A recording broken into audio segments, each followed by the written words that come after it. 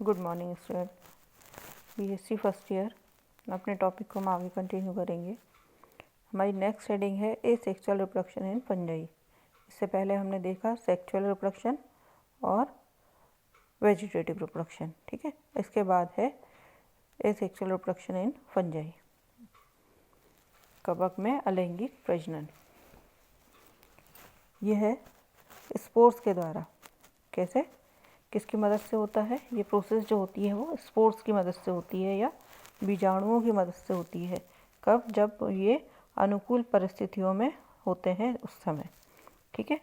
जो एक कोशिकीय यानी यूनिसेल्युलर या बहुकोशिकीय यानी मल्टी सेल्युलर में हो सकते हैं, दोनों में हो सकते हैं। यानी कौन कौन से? एक कोशिकीय कौन से हो गए? Penicillium, Aspergillus. इसमें एक क्वेश्चन ये पूछा जाता है कि यूनिसेल्युलर फंजाई का नाम क्या है, तो वो है पेनिसिलियम एस्परजिलस, ठीक है। एस्परजिलस और पेनिसिलियम ये क्या है? यूनिसेल्युलर फंजाई है। और बहुकोशिकीय कौन सी है? फ्यूसेरियम है, हेलमिंथोस्पोरियम है। ये दोनों हो सकती हैं, इनके नाम भी पूछे जाते हैं। ये बीजाणु बहिर्जात होते हैं, मतलब कैसे होते हैं? एक्सोजेनस होते हैं। ये जो स्पोर्स होते हैं ये एक्सोजेनस हो सकते हैं। कोनिडियोफोर यानी पेनिसिलियम या अंतर्जात यानी एंडोजिनस या पिक्निडियम। पिक्निडियम क्या कहते हैं? एस्कोकाइटा पिसी भी कहते हैं। इसमें डेवलप हो सकते हैं ये। कवक में अलैंगिक प्रजनन एक मौसम में स्पोर्स के फॉर्मेशन से कई बार होता है। बीजाणु जनन यानी स्पोरुलेशन प्रक्रिया के दौरान बीजाणुओं को माइटो बीजाणु भी कहा जाता है। जो स्पोर्स होते हैं उनको क्या कहते हैं? माइटोस्पोर्स भी कहते हैं, क्योंकि वे तब बनते हैं जब मूल कोशिका में समसूत्री विभाजन होता है। जो मेन सेल होती है, पेरेंट सेल होती है, उसमें क्या होता है? समसूत्री विभाजन होता है, माइटोटिक डिवीज़न होता है उस समय। बीजाणु रंग में भिन्न होते हैं, जैसे हाइलिन हरा, पीला, नारंगी, लाल, भूरा या काला होता है। गोलाकार से अंडाकार, आयताकार, सुई के आकार के या पेंचदार, ये सारे इनकी शारीरिक संरचनाएं इस तरह के भी हो सकते हैं। आकार में इस तरह के होते हैं और मिनट से बड़ा। संख्या, हाइफी, रूपांतरण और निर्माण का तरीका।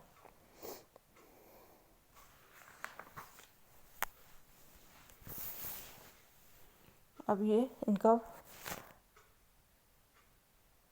कौन कौन सी कैटेगरीज दी हुई है स्पोर्स की। एक तो है जू स्पोर, फिर है कॉनिडिया, फिर ओइडिया, फिर कैल्मिडोस्पोरस और स्पोरेंजियोफोर, क्लेमाइडो स्पोर्स और स्पोरेंजियोस्पोर।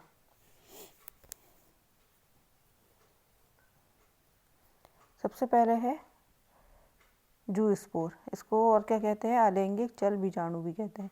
ये कैसा होता है शेप में? ये पियर शेप्ड होता है, यानी नाशपाती के आकार के स्पोर होते हैं। ये द्विकशावी यानी एक जो स्पोर होता है उससे लगभग 2 फ्लैजिला जैसी संरचना निकलती हैं और बीजाणुधानी में उत्पन्न होते हैं। यानी कहाँ पे? स्पोरेंजियम में ये डेवलप होते हैं। इसके एग्जाम्पल है सिंक्रीडियम और फाइटोप्थोरा। इसके बाद दूसरा है कोनिडिया। कोनिडिया क्या है? ये अचल बीजाणु है, यानी नॉन मोटाइल स्पोर्स और एक्सोजेनसली होते हैं। और ये किससे बनते हैं? प्रोड्यूस्ड होते हैं ये कॉन्ट्रैक्शन के, किसके? कोनिडियोफोर्स के। कोनिडियोफोर में जब कॉन्ट्रैक्शन होता है उससे ये बनते हैं। कोनिडिया अकेले उत्पादन कर सकता है, जैसे फाइटोप्थोरा, पाइथियम, या फिर चैन में, मतलब चैन जैसी संरचना भी बना सकते हैं, जैसे पेनिसिलियम एस्परजिलस में, ठीक है। इसके बाद है ओइडिया। ये क्या होते हैं?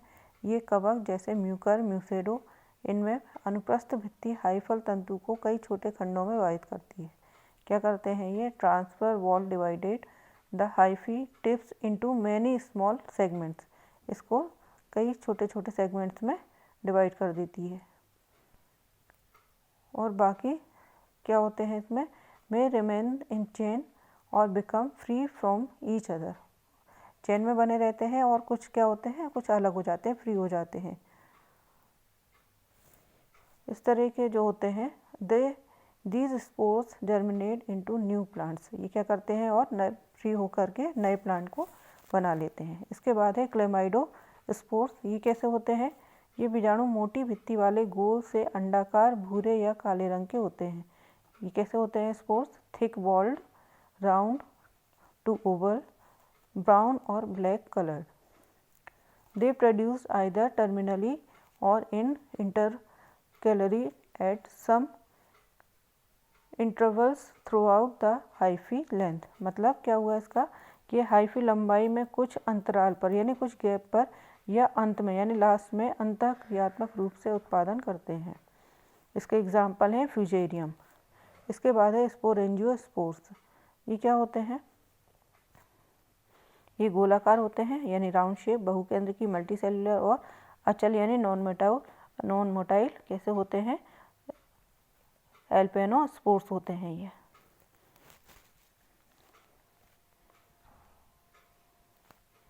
ये बीजाणुधानी के अंदर बनते हैं। ये कहाँ पे बनते हैं?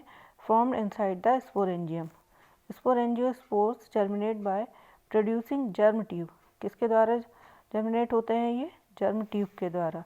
विच later develops into branched mycelium, जो आगे जाकर किस में शाखित हो जाती है? ब्रांच हो जाती है माइसीलियम में या कवक जाल में डेवलप हो जाती है। ठीक है, तो ये हुए इसके टाइप्स। इसके बाद इसके डायग्राम्स हैं जैसे कि ये दिए हुए हैं।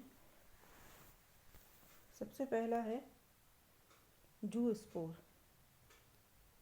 अब यहाँ हम जू स्पोर को देखें।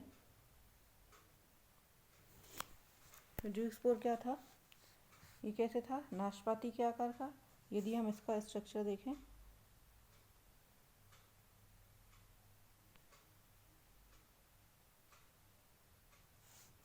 तो इसका आकार कैसा है? ये नाशपाती के आकार का।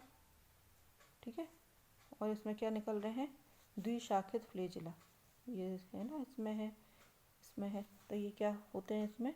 ये पियर शेप्ड होता है या नाशपाती के आकार का होता है और उसमें द्विकशावी यानी बाइफ्लैजिलेट हो सकते हैं ये। ठीक है, उसके बाद दूसरा है कोनिडिया। कोनिडिया कहाँ पर है? कोनिडिया ये है। अब कोनिडिया में क्या होता है? ये अचल बीजाणु हैं। कोनिडियोस्पोर्स विशेष रूप से हाइफल शाखाओं में होते हैं। ये संकुचन द्वारा बहिर्जात रूप से उत्पन्न होते हैं। इनमें क्या होता है कि ये जो बने हुए हैं, है ना, इनमें कॉन्ट्रैक्शन होता है। इसके द्वारा ये क्या होते हैं? बाहर की ओर ये निकल जाते हैं, जैसे ये इसमें देख रहे हैं यहाँ पर। और फिर ये डेवलप होके क्या बनाते हैं? कोनिडियो स्पोरेंजियम बना लेते हैं। ये इसकी बाहरी वो है, कोनिडियो स्पोरेंजियम है, जो बाहर दाहिनी कहलाती है, उसको कहते हैं स्पोरेंजियम। ठीक है, इस तरह से ये अलग हो जाते हैं। इसके बाद क्या है? ओइडिया। ओइडिया यहाँ पे है।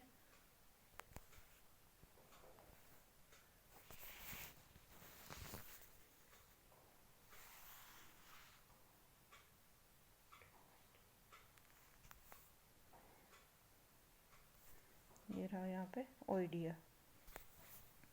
अब ओइडिया में क्या होता है?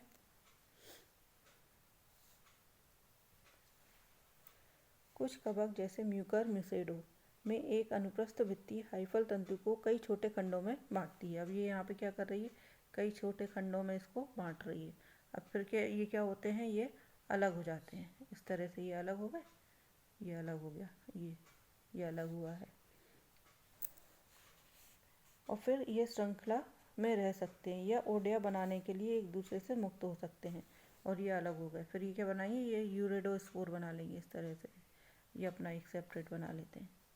फिर आगे डेवलप होके और इसमें जुड़ते जाएंगे, फिर वो अलग हो जाते हैं। इस तरह से ये बनता है। इसके बाद है क्लेमाइडोस्पोर।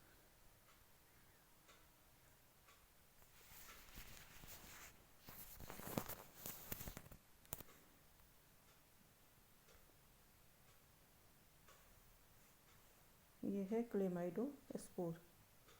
ये जो है इसमें क्या होगा?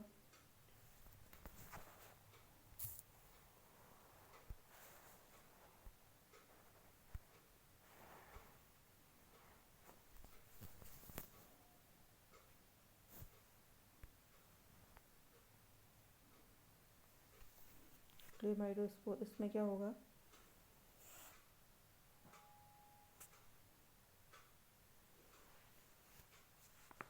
ये बीजाणु मोटी भित्ति वाले गोल से अंडाकार भूरे या काले रंग के होते हैं। कैसे होते हैं ये? गोल भित्ति वाले, भूरे या अंडाकार, मोटी दीवार वाले होते हैं। ठीक है। ये हाइफल लंबाई में कुछ अंतराल पर या अंत में अंतःक्रियात्मक रूप से उत्पादन करते हैं। ये क्या होते हैं? फिर बाद में ये एक दूसरे से अलग हो जाते हैं। इनके द्वारा ये रिप्रोडक्शन करते हैं। ठीक है। फिर इस लास्ट है स्पोरेंजियोस्पोर। स्पोरेंजियोस्पोर ये रहा, ये है स्पोरेंजियोस्पोर। अब ये कैसा होगा? इसमें क्या होता है? ये गोलाकार, बहुकेंद्रकीय और अचल बीजाणुधानी है। ये कैसी है? गोलाकार, ठीक है, नॉन मोटाइल, और स्पोरेंजियम बीजाणुधानी इसकी है ना। ये ऊपर जो कवरिंग है वो क्या कहलाती है? बीजाणुधानी या स्पोरेंजियम कहलाती है। ये बीजाणुधानी के अंदर बनते हैं। ये स्पोरेंजियम कहाँ बनते हैं? इसके अंदर बनते हैं, यहाँ पे। ठीक है। फिर बीजाणुधानी जीवाणु नलिका का निर्माण करके अंकुरित होते हैं। अब ये क्या करते हैं? एक नलिका बनाते हैं और उसमें डेवलप होते हैं। ये इस तरह से ये डेवलप हो रहा है इसमें। ये जो है ये एक स्पोरेंजियोस्पोर है और इसके अंदर ये इसकी स्पोरेंजियम है और यहाँ पर ये डेवलप हो रहे हैं। ठीक है।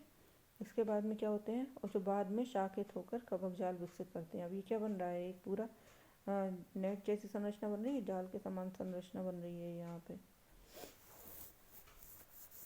जो कि एक नेट के रूप में डेवलप हो जाते हैं। और उसके बाद में फिर क्या होते हैं? इनके स्पोर्स जो हैं वो इसमें से बाहर निकल जाते हैं। यहाँ से ये स्पोर्स इनके बाहर निकल गए, इस तरह से अलग होकर फिर आगे डेवलप हो जाते हैं।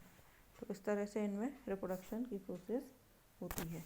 तो हमने इसकी सारी जो रिप्रोडक्शन की प्रोसेस थी वो सारी कंप्लीट कर ली हैं। अब यहाँ पे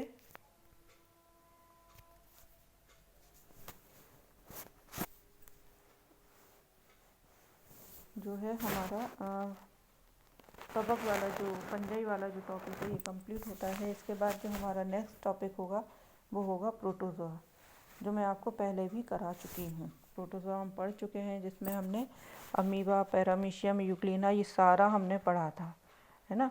तो मैं ये आपको पढ़ा चुकी हूँ, इसलिए हम प्रोटोजोआ को आगे कंटिन्यू नहीं करेंगे। इसको मैं आपको शॉर्ट में बता दूँगी। इसके बाद हम जो स्टार्ट करेंगे, कंटिन्यू करेंगे, वो हम करेंगे वॉर्म से। ठीक है।